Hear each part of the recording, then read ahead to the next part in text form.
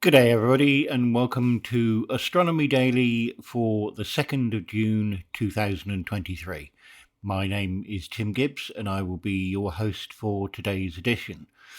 Some stories that we will be discussing today include probing the heart of solar storms, spacecraft that could be visiting all of Saturn's inner large moons, and NASA holding public meetings on UFOs. As usual, I have in the studio with me today my favourite AI, Hallie. Hallie, good day. How are you?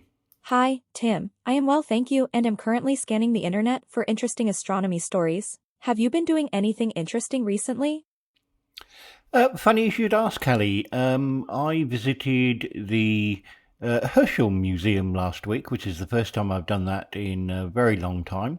It's a great museum here in Bath, in Somerset. It has a lot of exhibits and a few movies for you to watch, and is a great morning or afternoon out for the whole family. You can even go into the back garden and see where he discovered Uranus or Uranus, depending on your um, uh, point of view. No jokes, please. So yes, no, that was really interesting, and I would really recommend it to anybody who is visiting Bath. Now, Hallie, how about the news for today? Astronomy Daily, the podcast, with your host, Tim Gibbs. NASA holds first public meeting on UFOs. The truth is out there, but we're going to need to look harder. Scientists at NASA's first ever public meeting on unidentified anomalous phenomena, more commonly called UFOs, called Wednesday for a more rigorous scientific approach to clarify the origin of hundreds of mysterious sightings. The space agency announced last year it was analyzing observations in the sky that can't be identified as aerial or natural phenomena, a subject that has long fascinated the public but was shunned by mainstream science. An independent team of 16 scientists are due to report their findings in a report by the end of July, with Wednesday's working meeting a forum for its final deliberations. The current existing data and eyewitness reports alone are insufficient to provide conclusive evidence, astrophysicist David Spergel, chair of the study, said in live-streamed remarks.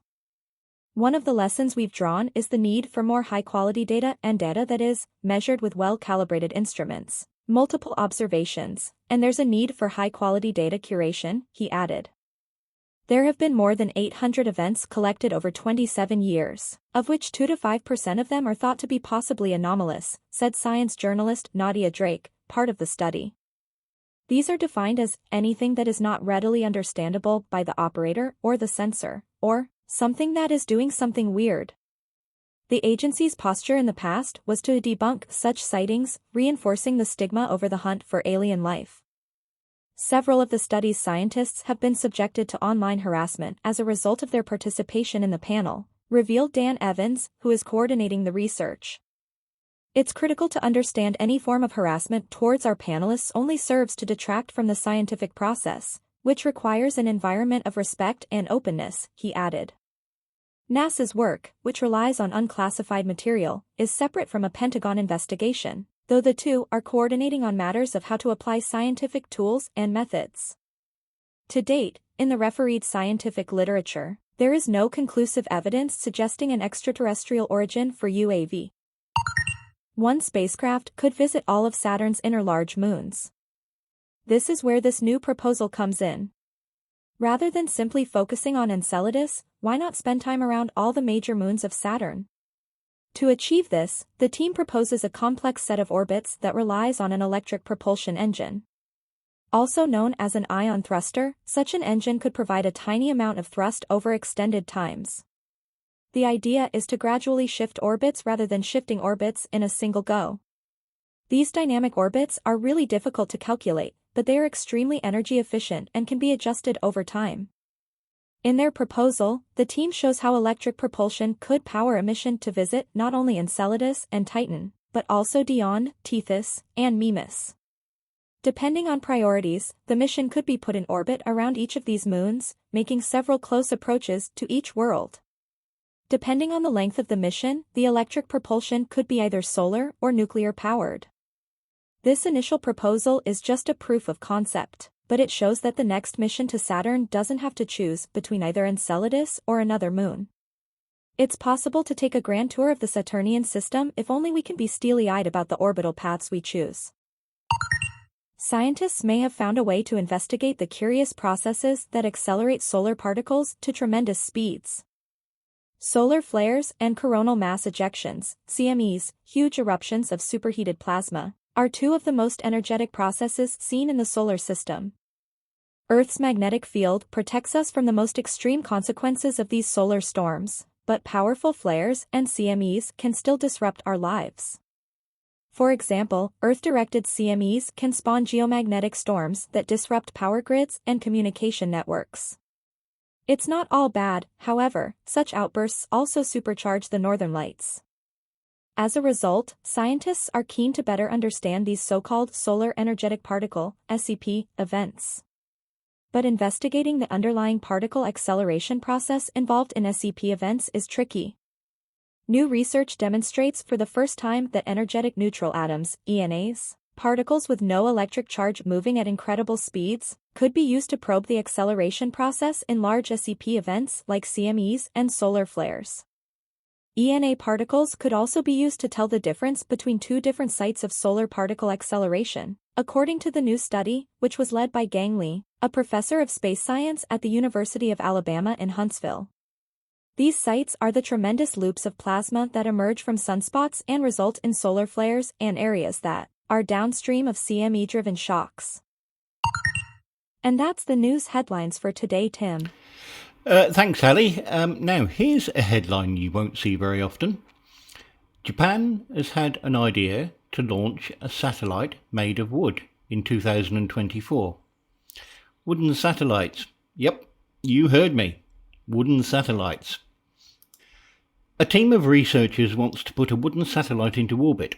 It's not as outrageous as you may think. Results from a recent test on board the International Space Station, which exposed different woods to the vacuum of space, have confirmed by the project's research team at Kyoto University in Japan.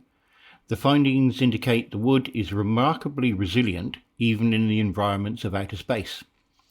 Despite the extreme environment of outer space involving significant temperature changes and exposure to intense cosmic rays and dangerous solar particles for 10 months, tests confirmed no decomposition or deformations such as cracking, warping, peeling or surface damage, a recent Kyoto University spokesman said.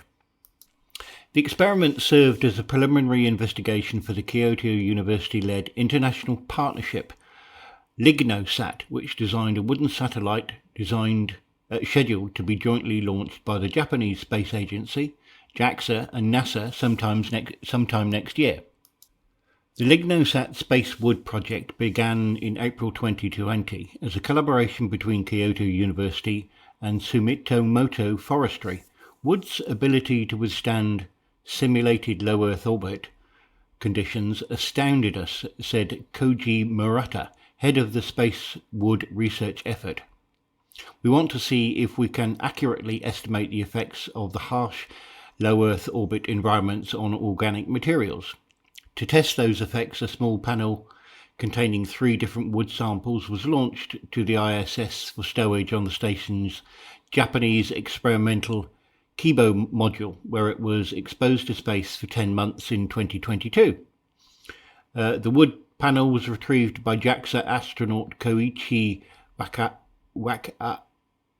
Wakata and returned to Earth aboard SpaceX CRS-26 cargo Dragon spacecraft in January 2023. As project scientists are hailing its success. Of those woods tested, LignoSat team chose to move forward with a project using the wood from magnolia trees because of its relatively high workability, dimensional stability and overall strength, according to the release. If in fact wood turns into a truly viable alternative for satellite manufacturing, it does have some potential benefits compared to typical metal alloys used in today's construction. For one, it is more environmentally friendly across the across the board. It's easier, cheaper and cleaner to produce and is much more disposable when it comes to a satellite's end of life. When deorbited, satellites and components from which they are assembled usually burn up mostly, if not entirely, in the Earth's atmosphere. The parts that don't burn up are strategically deorbited to splash down in remote parts of the ocean. The Astronomy Daily podcast. Here's another headline I never thought I'd ever see. Monster black hole burps out hot gas in bright H shape. The structure has revealed to astronomers that some black holes are picky eaters. A hot pink letter H is carved into the blazing hot gas that surrounds a supermassive black hole that lurks at the heart of a massive galaxy. The structure is a staggering 40,000 light years tall, making it about half the width of our entire galaxy, the Milky Way. The H was revealed in an X-ray image of gas that surrounds the black hole in the elliptical galaxy Messier 84, M84, located around about 60 million light years from Earth in the constellation Virgo. The observations of M84 taken by NASA's Chandra X-ray Observatory and Carl G. Jansky Very Large Array shows that the jets may have influence in shifting gas away from the black hole and disrupting its feeding, acting in opposition to the gravitational influence of the supermassive object. This has given astronomers the impression some black holes are picky eaters, as jets blasted out from a black hole like this one seem to restrict the amount of gas they can feed on from certain directions. While some of this material will fall onto the surface of the black hole, which has a mass equivalent to about 1.5 billion times that of the Sun, some will be blasted away as jets of particles. These jets can clear cavities in the hot gas surrounding the black hole. These cavities can be seen in the Chandra image, creating the H shape as a result of the jet's orientation to Earth. The hot gas, represented by hot pink in the image, extends around 100 light years away from the black hole, and the fact is it radiates a temperature of tens of millions of degrees means it's most prominent in X-rays, making it visible to Chandra. Astronomers estimated that each year the matter falling towards the supermassive black hole from its north along the jet has a mass of around about 500 times that of Earth. While that sounds like a tremendous amount of matter, it's only 25% of the mass of matter being fed into the black hole from directions in which the jet is not orientated, such as its east and west. This implies that the cavities created by the jets as they blast outwards from the black hole's north and south are lifting away material and thus are slowing the rate at which it's falling to the black hole. And would you believe it? Here's another SpaceX story. SpaceX Dragon capsule Freedom splashed down off the Florida coast late Tuesday night, May 30th, wrapping up the AX-2 private astronaut mission. Freedom's return to Earth was quite a sight, as footage posted on Twitter shows. For example, Stephanie Iverson shared a video of the capsule carving a bright orange slice into the skies above Oklahoma as it's headed towards the Gulf of Mexico. Just streaked across the sky in Tulsa at about 9:55 p.m. Looks like something re-entered the atmosphere. Pretty neat, Iverson wrote. Freedom hit the water right on schedule, splashing down in the Gulf of Panama City, Florida at 11:04 p.m. The capsule was then met by a recovery ship and hauled on it for a trip back to the shore. SpaceX has documented this process and shared it with the public for all to view. Thanks for listening today, everybody. And just before we go, Hallie, do you have any really bad jokes for us today? Okay, just remember, you asked for it. Why did the astronaut become a pastry chef? Because he wanted to make some stellar tarts. Hallie, I swear your jokes are getting worse every different week. You know, I do get mail from listeners who love my jokes. Just saying. Thanks everybody for listening to Astronomy Daily. I'm Tim Gibbs, your host on Fridays. Steve Dunkley is your host on Mondays. You can find all about our podcast on spacenuts.io. Thank you for listening. See you all next week. Bye for now. Bye. The Astronomy Daily Podcast.